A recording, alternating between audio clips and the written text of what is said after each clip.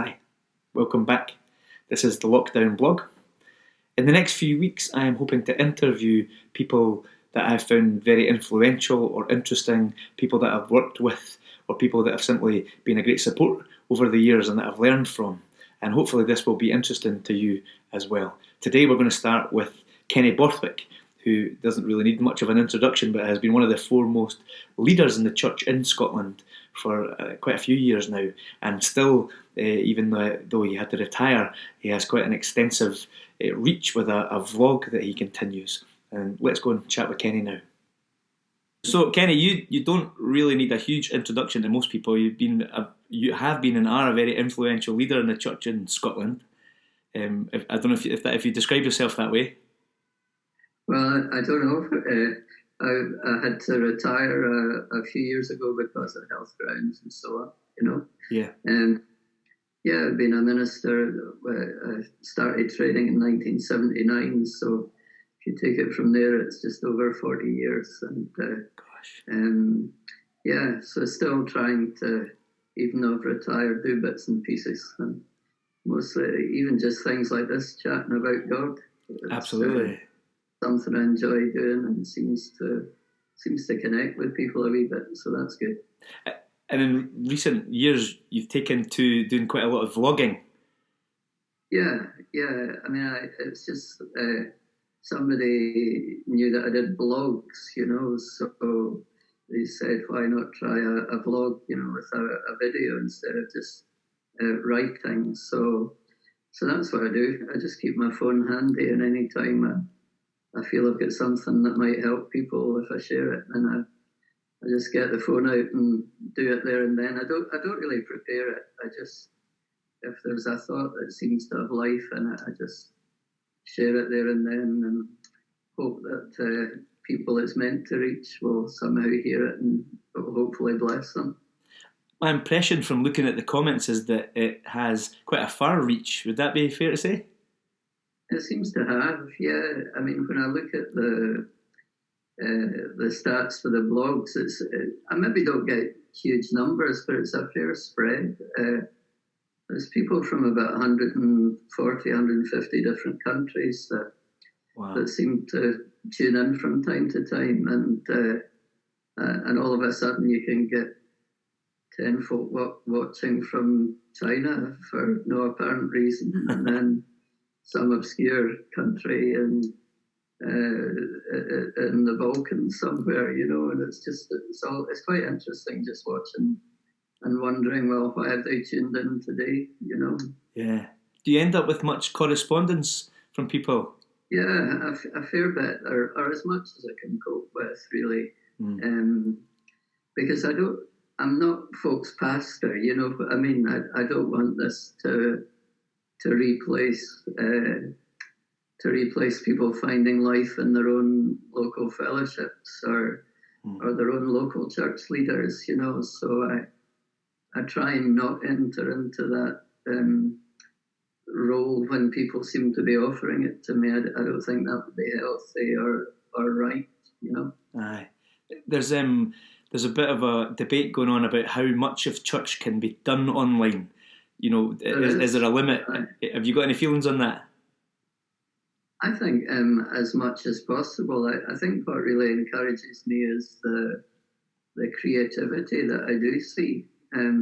So many churches, and I guess there is technology, that makes it simpler. I mean, I really understand nothing about technology, but even for folk like myself, something like joining in on Zoom is easy, and I don't know if I'd know how to set it up for myself, but I can join in when others set it up. And I think it's one of these things where I know that some people have difficulty the idea of online church, and can you take it to things like online communion, and I see some debates about that, and in a sense it makes me sad when I see negative thoughts about that, because I think that many people are genuinely trying to think, what can we do to keep in touch, and what can we do to make our life in Christ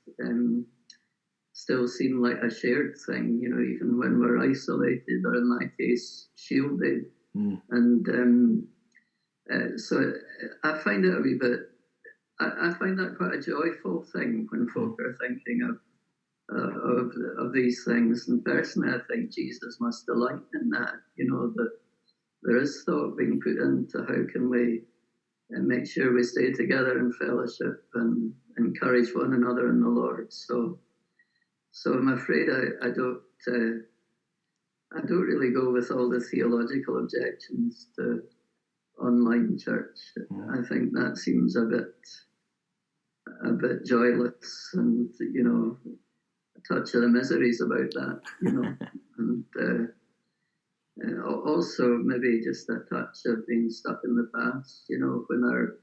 When our loyalty is to even a certain theological position, or even a theological position based in history rather than the present, and bringing it up to date, then I think that's a sort of killjoy line to go down, and can end up a bit legalistic and Pharisaic.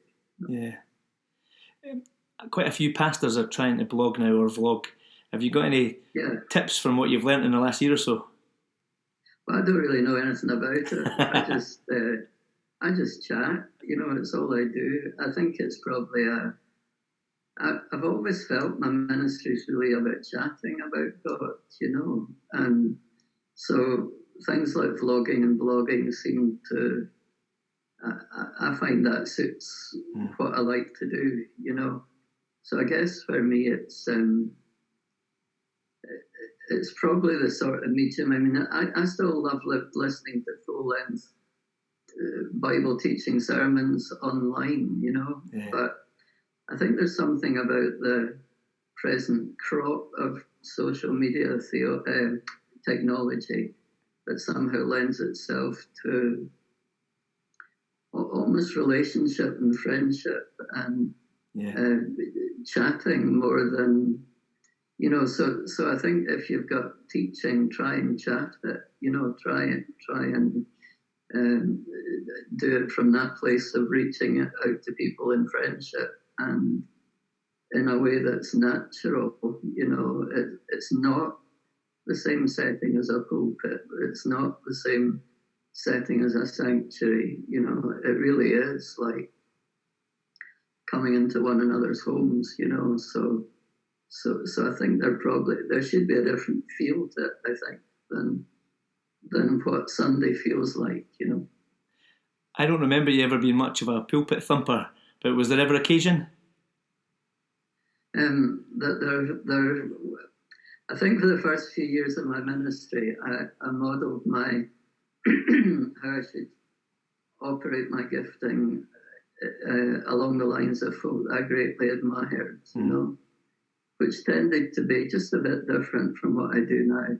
And it took many years for me to discover the way that the gift was meant to, any gifting I've got was meant to operate through me, and just to feel comfortable with that, and thanking God for those who'd influenced me, but realising that what preaching or teaching or pastoring was going to look like was going to look a bit different from that, because they weren't me and I wasn't them, and just have the confidence that the Holy Spirit's at work in me, whoever I am, and there's a sense in which a gift will look different as it comes through different personalities and different experiences. And so, and again, I think that suits now, where there's I think there is an upsurge in creativity and folk almost just having a go, and I think that's great, that more and more you see folk sharing things about their faith, and I think that's wonderful. Maybe I might be misunderstanding, but do you think is there still a place for someone who feels specifically called to some kind of word ministry, even if more and more people are sharing? Yeah, absolutely. And I still get an awful lot out of someone doing an expository sermon, just verse by verse and chapter by chapter, book by book, and I benefit hugely from that. And it's what really brought life to me in the days after my conversion. And I think that's what should happen. Sundays, the pulpit teaching matters. It's not an alternative. It's I believe that's absolutely fundamental. And I think maybe if we're doing that online, whereas I would, when I was minister of Holy Trinity, I might preach for 40 or 50 minutes.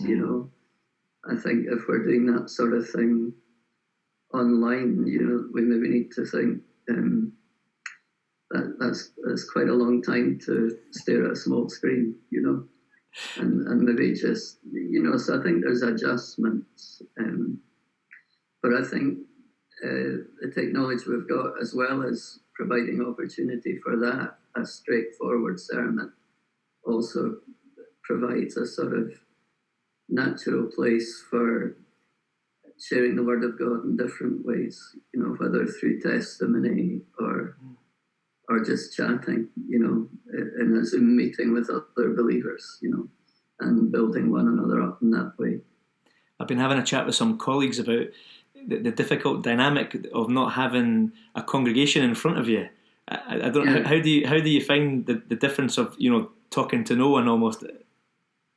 That doesn't bother me, actually, because I think, to be honest, I think when I'm preaching or chatting, I've just got this conviction that I've got a message from the Lord, and I'm more conscious of looking Godward for His help than I am outwards to who may be listening, And I think that was always my attitude when I was a minister in that church as well, that I'm very shy by nature, and so in a sense, when I get up to preach, I'm really saying to the Lord, it's you and me, and I usually tell Him, or confess to Him, Lord, if you don't help me, I'm sunk. It's you and me, and I ask you to help me so that I can bless your people, and glorify your name. So I'm looking around, if you like, to see are folk getting this, or is what I'm trying to say not clear enough? Are they looking mystified? And but I think always primarily my eye and ear is on the Lord, So not having somebody that I can see in front of me as I speak it's not a great problem for me. Yeah.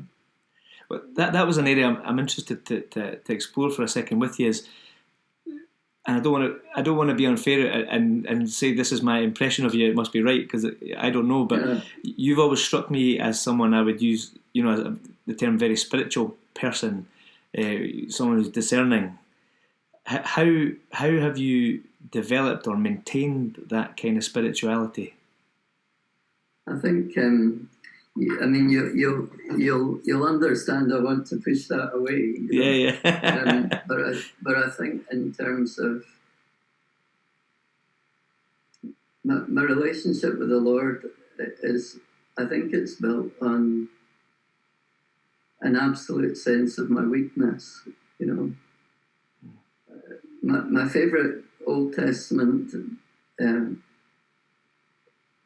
the way that God is addressed, or name of God, or how He addresses Himself, is the God of Jacob. I can understand why God would be happy to be the God of Abraham, who showed such faith or the God of Isaac, who meekly allowed himself to be placed on the altar, but Jacob just seems so unable to be anything other than Jacob. And I love how God fights with him. Then he gives him a new name, telling him, "You've prevailed with me." And all I can find in Jacob that could possibly be said to have conquered God is his sheer weakness. And that somehow appeals to the God who knows our frame and who remembers we're dust and who has compassion on us as a father pities his children. And my relationship with God is based on that. I absolutely believe he's for me in my weakness. And that's far more important to me than any strengths or abilities. So I always come before God in that way. He's the God of Jacob, and he's for me in my weakness. And because he's for me, he wants me to know him. And so I think I do try and develop awareness of, Lord, what are you saying to me? And of course, we've got the Bible for that, for sure. And but sometimes I think there can be very specific things that God wants to say, that we might not get out our Bible reading for that day. And so just having that space to sit quietly, really, and I don't mean I'm a great. I'm not one that finds sitting in silence easy, but just to give that space and see if there seems to be something that God seems to want to say, and just listening to that and trying to receive that, Yeah. And for me, that will sometimes just be a thought, that comes to mind, or a scripture that comes to mind, or it may be just. It may be just sometimes it's his physically felt presence and compassion as I think about a thought, and I know that he's trying to help me see that. So in a sense, I think it's about being sensitive from a place of our acknowledged weakness to the God who's close and wants to help us. And I think so often people relate to God as though he secretly got something against them, and if that's how, or we're a disappointment, and if that's what we believe, then we're never going to be that close, because we'll be listening for something that's going to condemn us or call us out for being a failure in some way, and actually, God is speaking to us in terms of affirmation and love and non-condemnation and help as the God of Jacob, who's moved by our weaknesses, not put off by them. And so I think I'm listening for the God who's for me, and what would he say in order to strengthen, encourage and comfort me. That's how we're told to speak to one another, to strengthen, encourage and comfort. So that's how the Spirit of God speaks to God's people. And I think that's a big breakthrough. I found that my problem was more that I was listening for the wrong tone. And when it broke through that God was actually for me and he loved me, it was much easier to hear him. That Jesus really is a shepherd, and he's looking after his sheep well, and wants to help us into good pastures, and he's for us, not against us. I've sometimes said in a gathering, if I stood here and said I've got 2 words from the Lord, and one is a very encouraging one of affirmation, and one is for somebody here who's really making a mess of it, and not living as close to the Lord as they should be. 99%, I think the second word was for them. Yes. Hardly anybody would believe the first word was for them. It's interesting to me. I think a lot of people would be encouraged that someone that they look up to, like yourself, would see their faith in terms of struggle, rather than having it easy. But I was remembering something. I once read something Willie Still said about ministers. Too many ministers, feel that God is angry with them and disappointed and take it out on their congregations. Oh, absolutely. And I think, so many people in their workaday life, they're getting shouted at, what I mean? Yeah. And then, after being shouting at all week, they go in and find a preacher shouting at them. It's not exactly, if you want a dog to come back to you, the worst thing you can do is shout angrily, Why on earth would they bother coming back, Yeah. And sometimes, folk have been whipped all week and they've probably whipped themselves up and they go into church and get whipped again, So I think, that often comes out where a minister is with God often comes out with how he speaks to the church, So I feel very uncomfortable with the present sort of trend that you see some places where the preacher stands up and says, "Come on, church, we've got to be doing this, church, and come on, church, we've got to do that." And I think that probably reflects they feel the Lord is frustrated with them, and therefore he or she is frustrated with the church, and it doesn't really get you anywhere. No. I think the key to preaching is if you present God as he is, that's what will have an effect on people. That they'll want to know that God, they'll want to draw close. And if you put out grass, sheep will come, you know what I mean?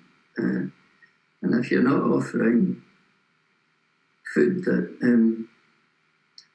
the sheep can recognise really as food for their souls, then they're not going to be in good shape because they're not going to really eat it. And why should they? Why should they eat in any other place than the pasture that the good shepherd would lead them to? Yeah. I mean, he spreads a table before his sheep in the presence of their enemies, and where there's food, sheep will eat. Where there's grass, they'll eat well and become healthy. Kenny, at the beginning you mentioned that's 40 years of ministry, and I wondered, is there anything you'd do differently if you were starting out again now? That's a really interesting question. I hope I would have been quicker at finding my way of operating in my gift. I hope as well that I would have been much simpler in the way I communicated the love of God and the truth of his word. I used to ask the Lord on quite a regular basis, "Lord, is there anything you want to say to me about my preaching?" And for about 20 years, he just kept on saying, "Get simpler still, get simpler still." And I guess I wish I'd been as secure in the love of God as I became, because that would have enabled me to be simpler a lot quicker. I think there was probably a need to know that I was coming across well, that I would get marks out of 10, for the sermon, and God's love just obliterated that, just completely. And the funny thing is, I think since I was secure in the love of God, that ministry is more effective and somehow carries more of God and offers people a place of encounter rather than simply information. Kenny, what took you... I play the... Sorry, on you go. I play the piano a wee bit. I'm not very skilled at it. But, sometimes I find playing the piano that the simpler and the less notes, the more spaces, the less complicated. more God seems to fill it, the more it seems to create space for people to meet with God. So if I could put two words in place that I wish I'd learned sooner, probably simplicity and silence. Having a greater place for greater simplicity and a greater place for silence. That the pauses, if you like, matter as much as the music or the words. Yeah. I'm just going to ask. Sometimes I find when I'm speaking that there's a sense of God being close, and I know at these times, whatever else I'd intended to say, it can wait. We just need to pause in that moment and be in His presence. And I wish I'd learned to do that sooner. I'm laughing at the irony that I interrupted you when you were saying that. You need to, because once I get started, I just keep going. I just wanted to dig a little bit deeper into that. What changed for you then, so that you learnt about the simplicity, and also you said the big change was security and God's love. Where did that come from? I think I'm just trying to shift a wee bit. I'm sorry, my face is sort of light and dark, but I don't think that's going to alter much just where I'm sitting. For me, it came really at a crisis point. 1994, I got the word on Thursday that our church was the fastest growing in the denomination. Peter Nielsen phoned me up to tell me that, and you'd have thought that would bring me joy, but actually it brought me near to breakdown. Wow. Because there was something in me that wasn't at rest in the love of God, that nothing was ever good enough, and I'd never achieved enough.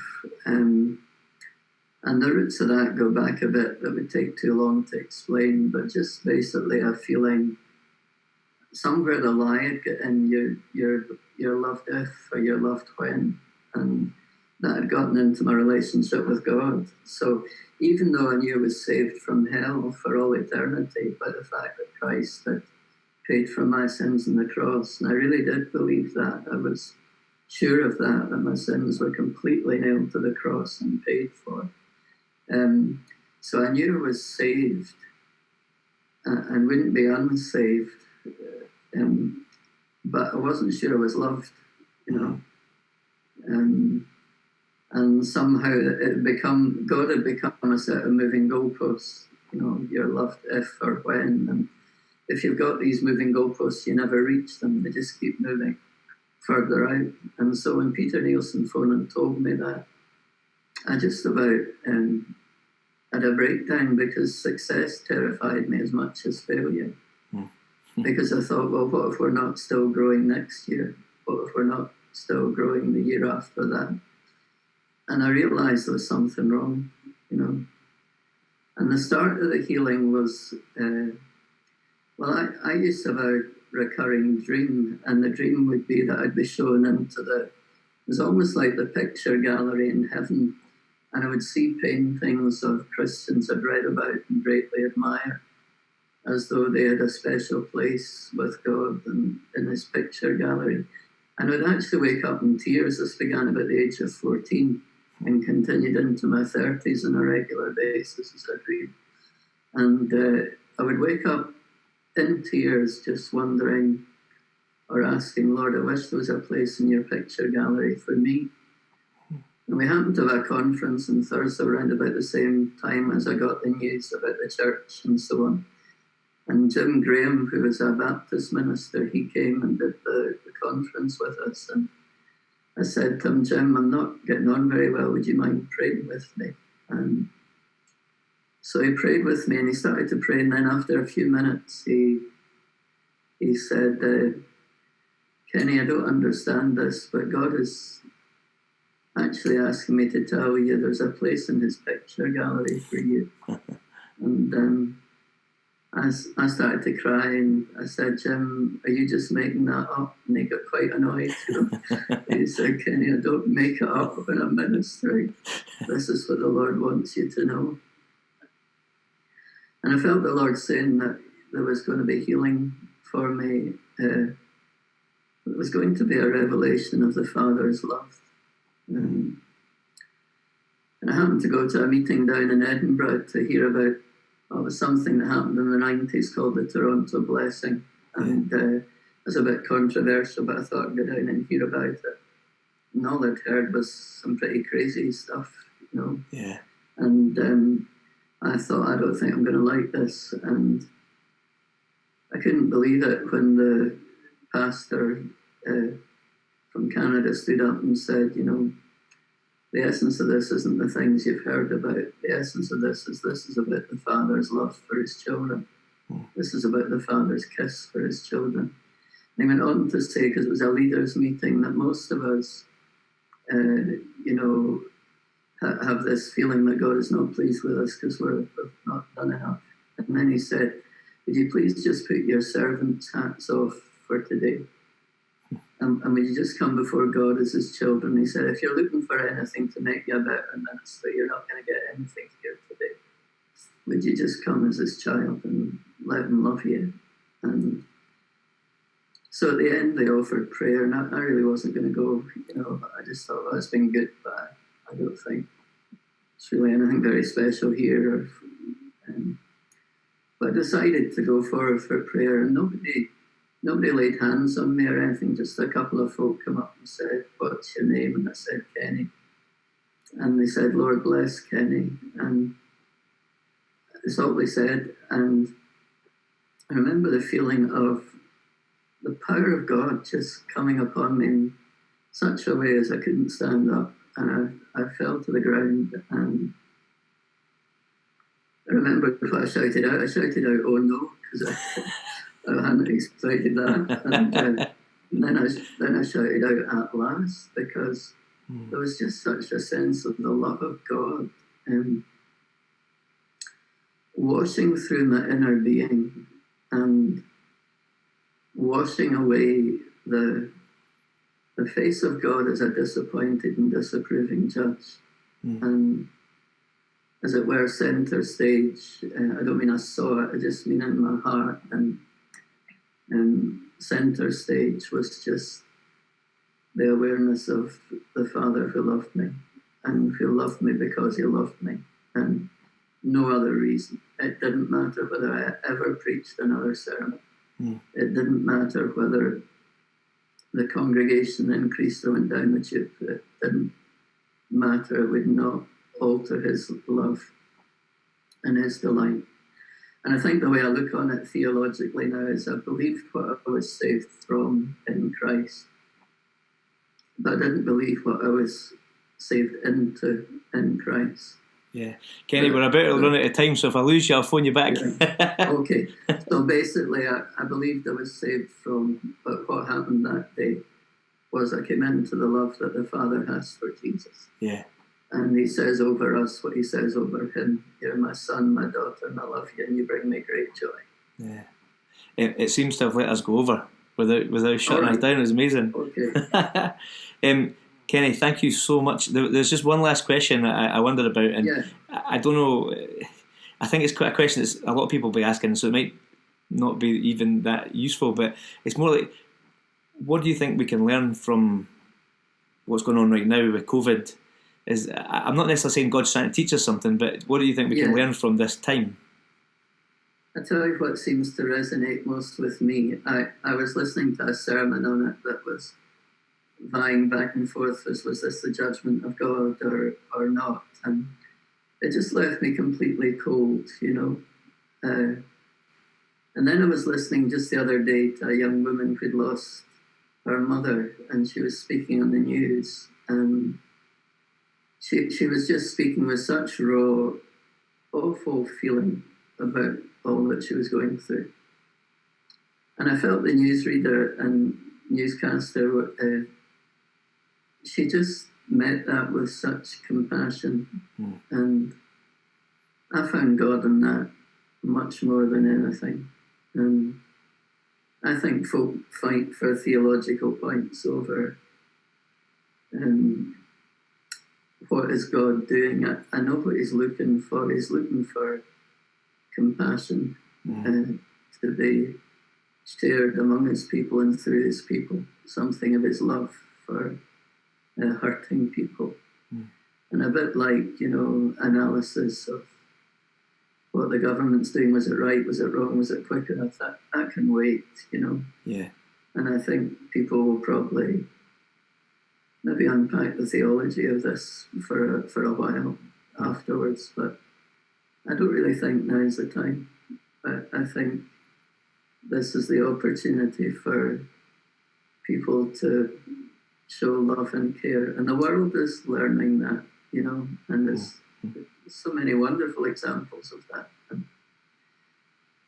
on one level, it would be good if that was our prime focus, I think. Just do something. Sometimes feel, because I'm shielded and therefore I'm shut in for 4 months, I sometimes feel so inadequate, what can I do to actually show, the love of God? And for me, it tends to be at the moment, I can give a bit here and there, I can do the odd vlog, but I feel a bit frustrated, But then I remember Mary wishing she could do more for Jesus. She couldn't rescue him from death, she couldn't stop the injustice, but when she anointed him, Jesus said 2 things. She did a beautiful thing, and then he said, she did what she could. Yeah. He wasn't demanding of her or expecting what she couldn't do. He realised she couldn't do more. But I've often thought, hanging on the cross a few days later, that beautiful smell of nard would still be there. The fragrance of somebody who'd understood what he was about to go through when all of his disciples didn't. So she did what she could. I believe the beauty of that would even have been hanging around the cross. And so I think I take that as comfort to myself. I can't do it all. And at the moment, I'm very blessed because I've got a house and a garden, and I can walk out in the garden, but I can't go beyond the front gate for 4 months, But you just have to do what you can. And so that would be my encouragement to anybody who listens into this conversation.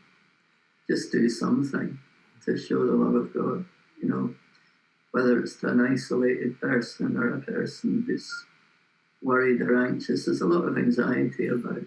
Yeah. And I think that's something that Christians can have a message for, just to share something of the reality of the steadfast love of the Lord that never ceases, that we can know in a fresh way every day, come what may.